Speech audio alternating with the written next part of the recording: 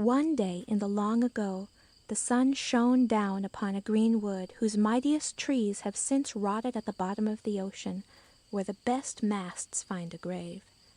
While the sunlight slept on the bosom of the foliage, a horseman galloped in the shade beneath. The great chief Fionn, son of Cúil, was looking for his knights whom he had outstripped in a hunt. He reined in his steed in a broad glade and blew his bugle loud and clear.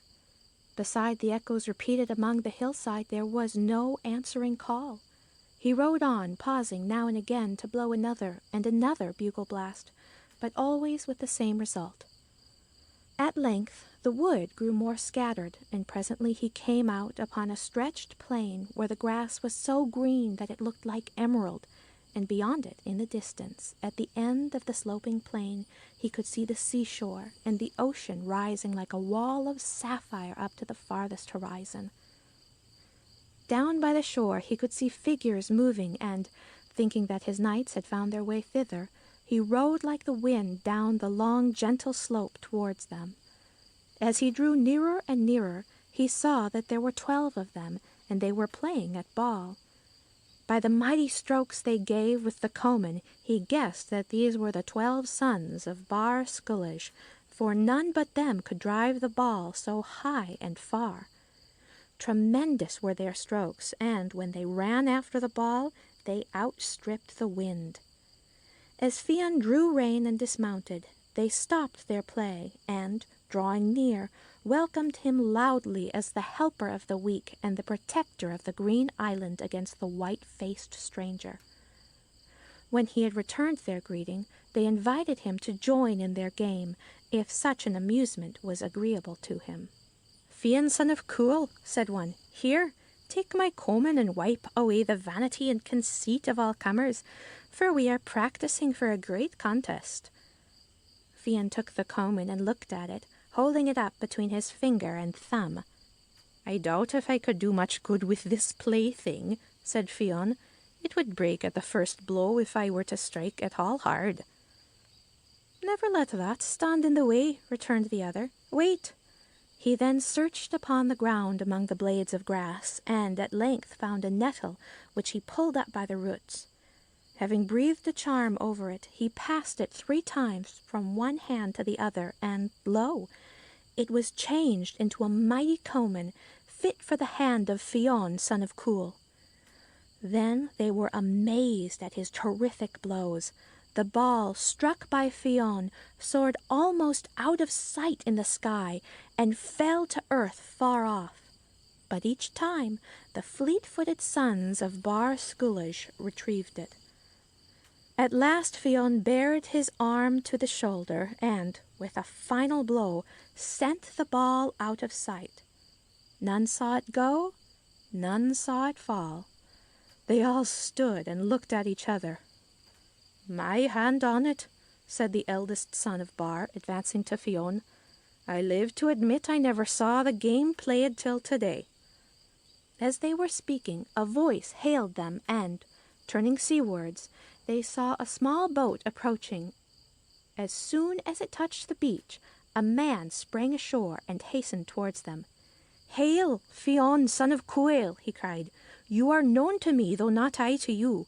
My lady, the Queen of Breca, lays a knight's task upon you. Hasten forthwith and have speech with her on her island. The hand of Flatir the witch is upon her, and her chiefs have advised her to summon you to her aid." "I know it," replied Fionn. "The salmon of wisdom which comes up from the sea breeds knowledge in my brain. I know what is passing in all the islands, but I fear that my efforts against witchcraft would be unavailing. Nevertheless, I will try. I will choose from the 12 sons of Bar Sculloge 3 that I need, and together we will follow you to the island." "But, noble chief, you have no boat here, and mine will hold only one other beside myself." "Let not that trouble you," replied Fionn. "I will provide a boat for us 4, and we will follow you." With this he selected from the 12 sons the 3 that he needed. They were Schloss, Grunne, and Beschunach. Then he plucked 2 twigs of a witch hazel that grew near by, and they all proceeded to the beach. There he held the 2 twigs out over the water, and in a moment the one became a boat, and the other a mast with sails set. He sprang in, and the 3 followed, and presently they were speeding over the sea, setting their course by that of the stranger in his boat. They sailed for many hours before they came to the island of the Queen of the Many-Colored Bedchamber. There they passed between high rocks and entered a quiet harbor, where they moored their boat to a stout pillar and set a seal upon the fastening, forbidding any but themselves to loose it for the space of 1 year, for they knew not how long their quest would last. Then they went up into the palace of the Queen. They were gladly welcomed and treated with the most generous hospitality. When they had eaten and drank, the Queen led them into a vast bedchamber decorated in the form and manner of the rainbow. Over the ceiling were the 7 colors in their natural order. Round the walls they ranged themselves in the same fashion, and even the carpet itself was formed of 7 hues to correspond. If the rainbow itself had been caught and tied up in a room, the effect could not have been more remarkable. It was indeed a many-colored bedchamber. Taking Fionn by the hand, the Queen led them all into a corner of the bedchamber, where she pointed to a little cot in which a child lay sleeping. "I had 3 children," she said, as she stood at the head of the cot, while Fionn and the others gathered round. "When the eldest was a year old, it was carried off by that wicked witch Flat-ear. The next year, when the second one was 12 months old, it suffered the same fate. And now my youngest here, who is 12 months old today, has fallen sick, and I fear to lose him in the same manner. This very night the witch will surely come and snatch my child away, unless you can prevent her." "Take comfort, fair Queen," said Fionn. "We will do our best. If you will leave this chamber to us, we will watch over your child, and see that it comes to no harm. And if it be possible to capture the witch, depend upon it we shall do so. Too long has she worked her wickedness upon these lands." The Queen thanked him and withdrew. Soon the sun was set, and, as the child slept on, the shadows gathered. Fionn and the 3 brothers set their watch in the many-colored bedchamber. Presently servants came in and set the wine before them, honeymead and Danish beer and metheglin and sweet cakes. And when they regaled themselves, the servants brought chessmen and a board, and Grunne and Beschunich played chess, while Fionn and Schluss watched by the bedside. Hours passed while the 2 chess players were absorbed in their game, and the other 2 kept watch and ward. Then, towards midnight, while Fionn was alert and wakeful, he saw Schloss sink his chin on his breast, overcome by an unnatural sleep. Thrice Schloss strove to rouse himself, but thrice he sank into a deeper sleep. "Wake up, Schloss!" cried Grunne, as Beschunich was considering his next move. "Wake up, aye! We have a pledge to keep." Schloss roused himself. Yes, he said. "We have a pledge to keep." And then his chin sank gradually on his breast again, and he was once more a victim to the same unnatural sleep. "Let him alone," said Fionn. "I will watch." And the 2 brothers went on with their game of chess. Suddenly a chill wind swept through the bedchamber. The fire in the grate flickered and the candles burned low. The child in the cot stirred and moaned. "See that, aye?" said Fionn in a hoarse whisper, pointing to the fireplace. They turned and looked. It was a long, lean, bony hand reaching down the chimney and groping in the direction of the cot. The fingers were spread out and crooked, all ready to clutch. Slowly the long arm lengthened and drew near the cot. It was about to snatch the child when Fionn darted forward and seized it in an iron grip. There was a violent struggle, for Fionn had the arm of the witch in his powerful grasp. He held on so masterfully that the witch, in her frantic efforts to draw it away, fell down the chimney and rolled across the fire, struck Fionn a terrific blow on the temple with her other hand, and then, falling on top of his unconscious body, lay still, her shoulder torn and bleeding. Grunne and Bechunach quickly ran to Fion's aid, and, leaving the witch for dead, quickly withdrew his body and restored him to consciousness. Then, when they turned to see the witch, they found that both she and the child had vanished. They sprang to their feet and roused Schloss roughly, but he sank into sleep again immediately. "What shall we do?" they all asked of Fionn. "Follow," said he. "Follow where I lead. Grunne, pick up your bow and arrows. Bechunach, knot your ladder of cords. Follow me, both of you. Leave Schloss sleeping. He is not in his body. His spirit goes with us, and we cannot do without it." So Grunne gathered up his bow and arrows, and Bechunach his rope, and the three, leaving the body of Schloss like dead wood, went forth to seek the witch. They came to the seashore, loosed their boat, sped across the harbor and out of sight between the high rocks. Then, guided by the loose spirit of the sleeping Schloss, they sped forward on the ocean, driven by a freshening breeze. All the while the spirit light, floating above the waves, led them on. It was some 2 hours before dawn when they descried in the distance the lighted tower of the witch upon an island. A dull red flame shot out from it, and, as it turned forever on itself, this flame lighted the sea around it like a revolving wheel, clear and red against the surrounding blackness. Nearer and nearer they approached it. Then Fionn stood up in the boat and chanted magic spells, raising his arms and sinking them again with fingers stretched and his palms downward. Then, with a loud cry, he called for sleep to descend on the vile witch of the revolving tower. Ere yet his cry had died away in the surrounding sea, the red light ceased to revolve. It was still glaring dully. Then, as the boat touched the beach beneath the tower, Fionn commanded Bechunach to throw his knotted cord and noose the topmost turret. It was soon done.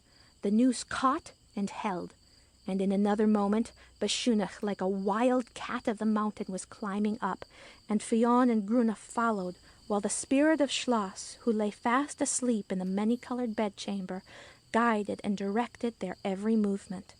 They gained a window of the tower and made their way in.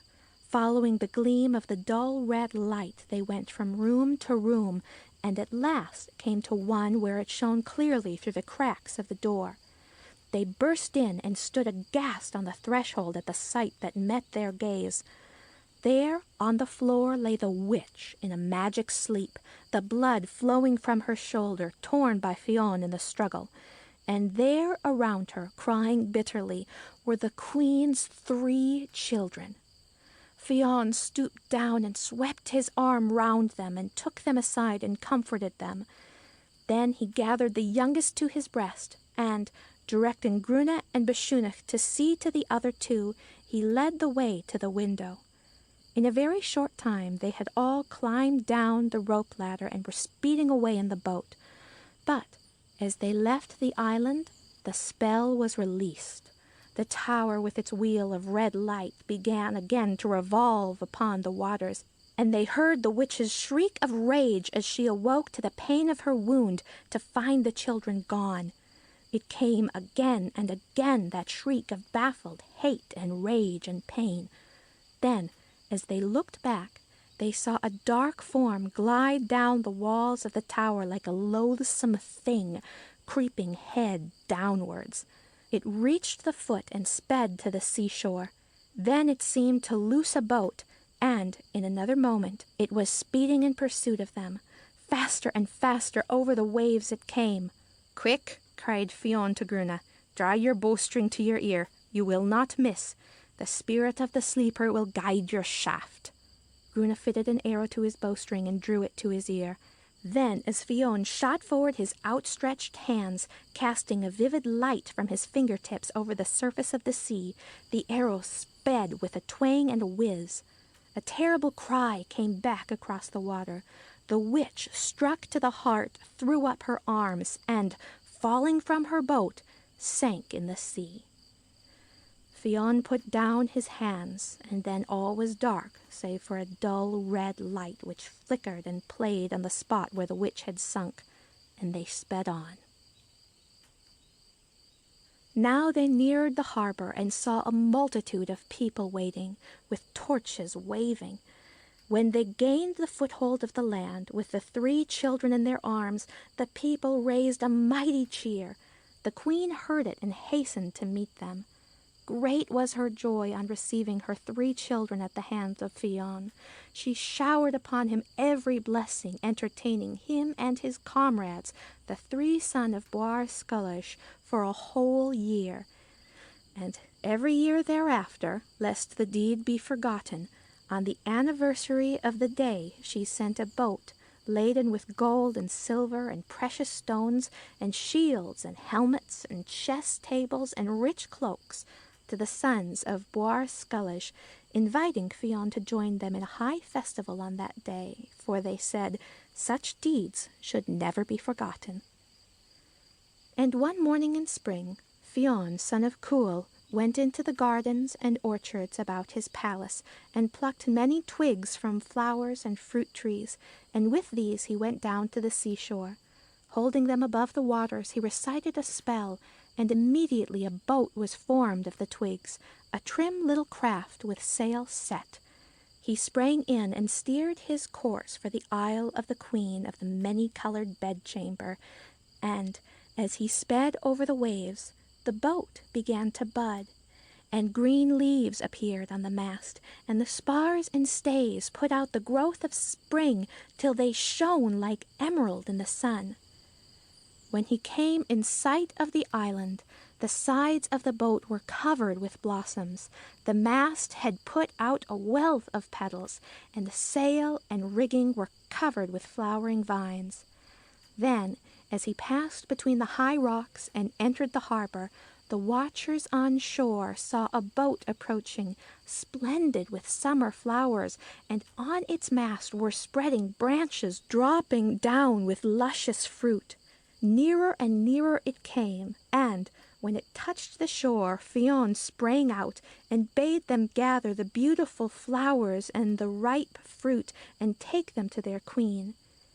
And Queen Breca valued this present more than any other he could have offered, because the manner of it was beautiful, and a queen is a woman, and a woman loves beautiful things above all else. And Schloss, the sleeper, what reward had he? He claimed none, and none knows what was his reward. Yet it is said that in the land of deep sleep there are rewards undreamt of by those who wake.